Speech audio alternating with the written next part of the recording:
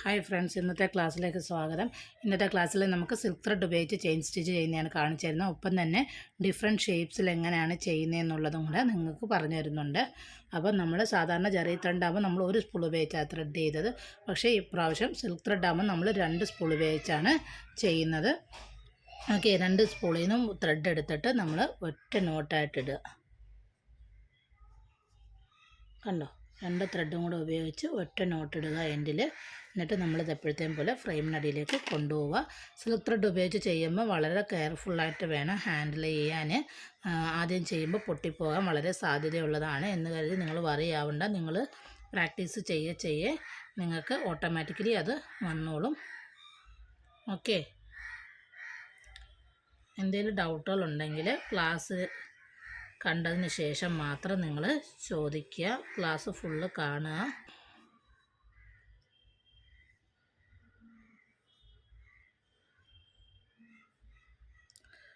അന്നേരം ഞാൻ ത്രെഡിനെ അടിയിൽ നിന്ന് കുത്തിയെടുക്കുകയാണ്.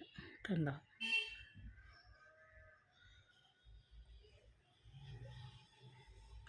എടുത്ത് റിവേഴ്സിലൊരു ചെയിൻ സ്റ്റിച്ച് ഇട്ട്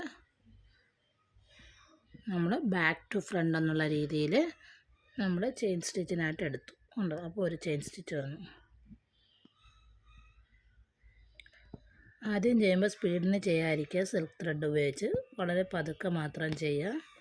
ഓക്കെ, പിന്നെ എപ്പോഴും സിൽക്ക് ത്രെഡിൽ ചെയ്യുമ്പോൾ ഈ മുന കൊണ്ടിട്ട് ഒരുപാടിട്ട് വലിക്കാതിരിക്കുക. അന്നേരം ഈ മുനയിൽ കൊണ്ട് സിൽക്ക് ത്രെഡ് പൊട്ടിപ്പോവും. കൂടുതൽ അതാണ് സംഭവിക്കുന്നത്. നിങ്ങൾ ഇച്ചിരി ത്രെഡ് നീക്കിയെടുക്കാനാണെങ്കിൽ മുന കൊണ്ടെടുക്കാതെ നിങ്ങൾ ഇച്ചിരൂടെ നീഡിൽ ഉള്ളിലേക്ക് വെച്ചിട്ട് പതുക്കെ വലിക്കുക. കണ്ടോ, അല്ലാതെ ഒരിക്കലും ഈ മുനയുടെ അറ്റത്തിട്ടുകൊണ്ട് വലിച്ചിരിക്കരുത്, കാരണം പൊട്ടിപ്പോകും.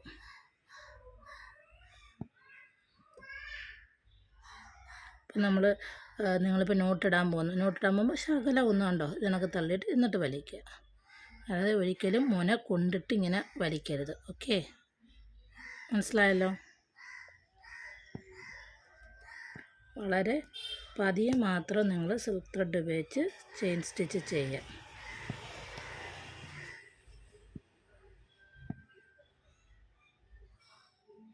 അതായത് സെയിം പ്രോസസ്സ് തന്നെ, ബാക്ക് ടു ഫ്രണ്ട്. ഓക്കെ, അന്നേരം നിങ്ങൾക്ക് ആദ്യം ചെയ്യുമ്പം ഇതിൽ നിന്ന് എന്താണ് നൂലിതാവുന്ന പോലെയൊക്കെ ഉണ്ടാവും. നിങ്ങൾക്കത് ആദ്യമേ കാണത്തുള്ളൂ. നിങ്ങൾ പ്രാക്ടീസ് ചെയ്യുക, നല്ല പോലെ പ്രാക്ടീസ് ചെയ്യുക സിൽക്ക് ത്രെഡ് ഉപയോഗിച്ച്. ഓക്കെ,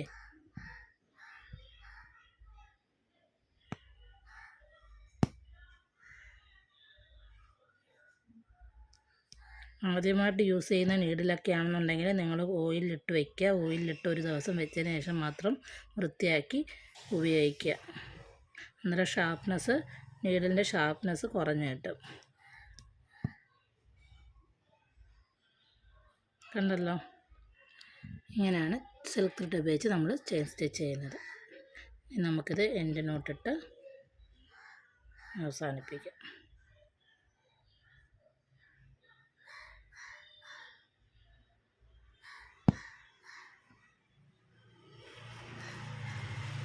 കണ്ടല്ലോ, ഇത് നല്ല സൂം ചെയ്ത വീഡിയോ ആയതുകൊണ്ടാണ് നിങ്ങൾക്ക് ഈ ഹോൾസൊക്കെ കാണുന്നത്. ഇത് നമ്മൾ ഫ്രെയിമിൽ നിന്ന് എടുത്തു കഴിയുമ്പോൾ നമുക്ക് ഈ ഹോൾസൊന്നും കാണാനേ പറ്റത്തില്ല. ഓക്കെ, ഒരുപാട് വട്ടം ഒരിടത്ത് തന്നെ കുത്തരുത്, അന്നേരം ഹോൾസ് വലുതാവാനുള്ള സാധ്യതയുണ്ടാവും. ഇനി നമുക്ക് ഡിഫറെൻറ്റ് ഷേപ്പിൽ എങ്ങനെയാണ് സ്റ്റിച്ച് ചെയ്യുന്നതെന്ന് നോക്കാം.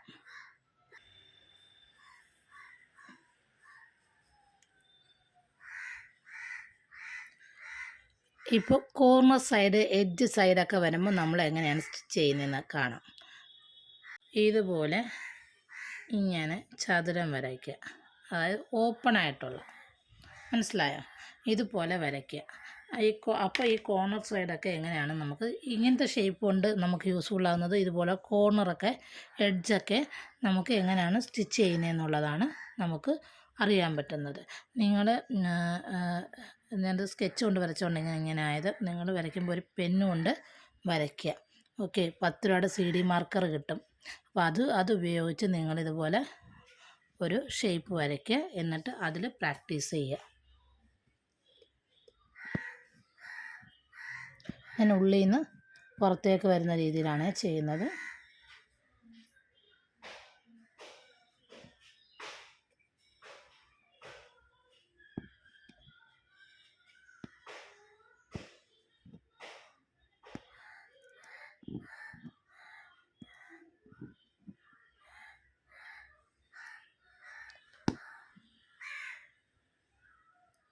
കണ്ടോ? ഇപ്പോൾ ഇവിടെ നിന്ന് ഞാൻ ഇങ്ങോട്ട് തിരിക്കണം. പക്ഷേ ഞാൻ ഡയറക്റ്റായിട്ട് പെട്ടെന്ന് തിരിക്കരുത്. അവിടെ ഒരു ചെറിയ നമ്മൾ ഇടുന്നതിനേക്കാളും ചെറിയ ഒരു കുട്ടി ലോക്കെന്ന് പറയുന്നതിന് ചെറിയ വളരെ ആ ഒരു സൂചിയുടെ നീഡിൽ കയറാൻ പാകത്തിന് മാത്രമുള്ള ഒരു ചെയിൻ സ്റ്റിച്ച് കൊടുക്കുക. എന്നിട്ട് നമ്മൾ ഡയറക്ഷൻ ചേഞ്ച് ചെയ്യുക.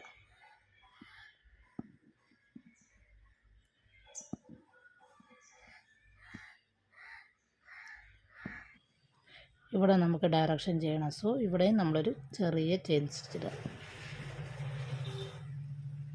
പക്ഷേ സിൽക്ക് ത്രെഡിൽ നല്ലപോലെ പ്രാക്ടീസ് ചെയ്തിട്ട് നിങ്ങൾ സിൽക്ക് ത്രെഡ് ഉപയോഗിച്ച് ഈ ഷേപ്പ് സ്റ്റിച്ച് ചെയ്താൽ മതി. ഞാനിപ്പോൾ കാണിച്ചു തരുന്നു എന്നുള്ളതേ ഉള്ളൂ.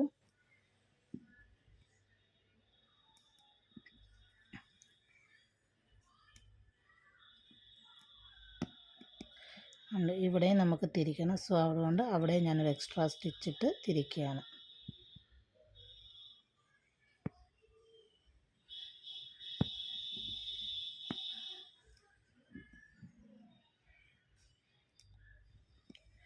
ഇവിടെ നിന്ന് നമ്മൾ തിരിക്കണം. സോ അവിടെ ഒരു ചെറിയ സ്റ്റിച്ചിട്ട് ഞാൻ തിരിക്കുകയാണ്.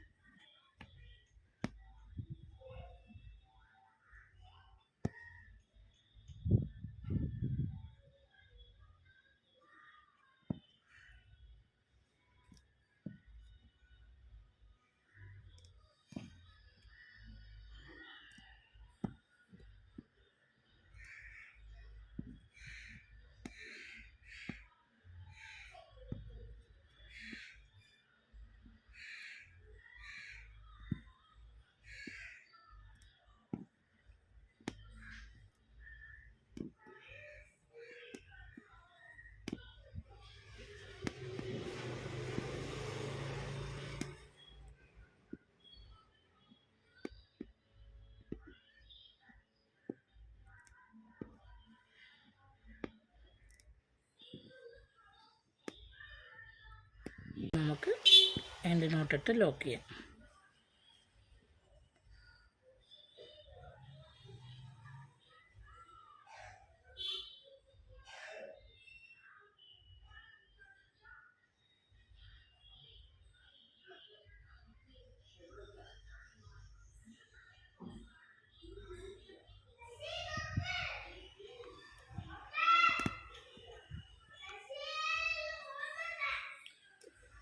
കണ്ടോ? അപ്പോൾ ഇതുപോലെ കോർണർ സൈഡൊക്കെ സ്റ്റിച്ച് ചെയ്യാനായിട്ട് ഇതുപോലെയാണ് ചെയ്യുന്നത്. അപ്പം നിങ്ങൾ ഇതുപോലത്തെ ഷേപ്പ് വരച്ച് പ്രാക്ടീസ് ചെയ്യാം.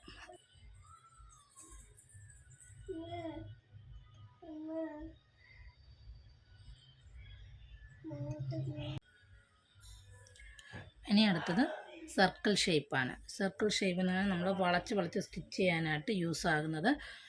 ഈ ഷേപ്പ് നിങ്ങൾ പ്രാക്ടീസ് ചെയ്യുമ്പോൾ നിങ്ങൾക്ക് അതിന് യൂസ്ഫുള്ളാകും. ഓക്കെ, ഇത് നേരത്തെ നമ്മൾ ഉള്ളിൽ നിന്നല്ലേ, ഇത് ഞാൻ ഈ പുറത്തുനിന്നാണ് സ്റ്റിച്ച് ചെയ്യുന്നത്.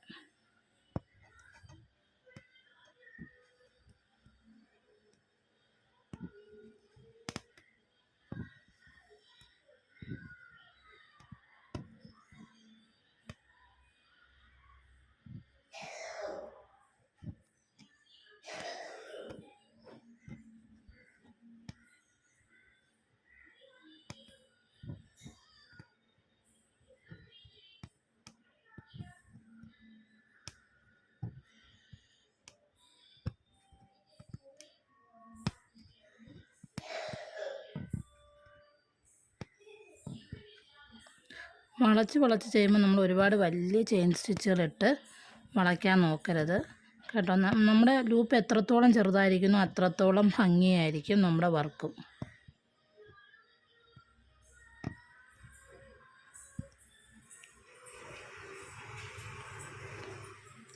വളച്ച് സ്റ്റിച്ച് ചെയ്യുമ്പോൾ നമ്മൾ ലൂപ്പ് എത്രത്തോളം ചെയിൻ സ്റ്റിച്ച് ലൂപ്പ് ചെറുതായിട്ട് ചെയ്യുന്നതാണ് വളച്ച് ചെയ്യുന്നതിന് ഏറ്റവും ഉത്തമം.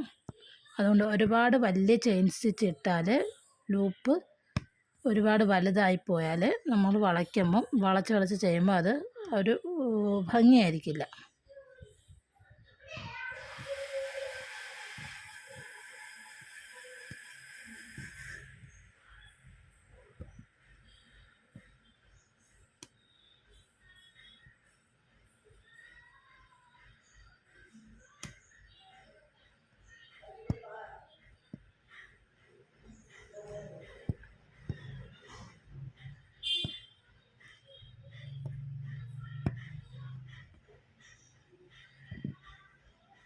ഇത് കഴിഞ്ഞ് ഇനി നമുക്ക് എൻഡ് നോട്ടിടാം.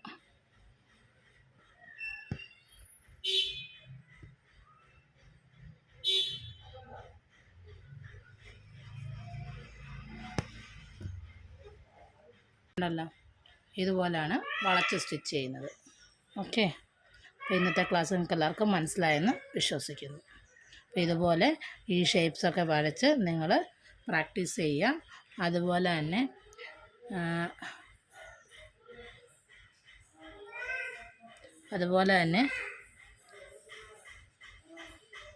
ഇങ്ങനത്തെ ഷേപ്പ് ഇതൊക്കെ ഇതുപോലുള്ള ഷേപ്പുകൾ പ്രാക്ടീസ് ചെയ്യുക. ഓക്കെ.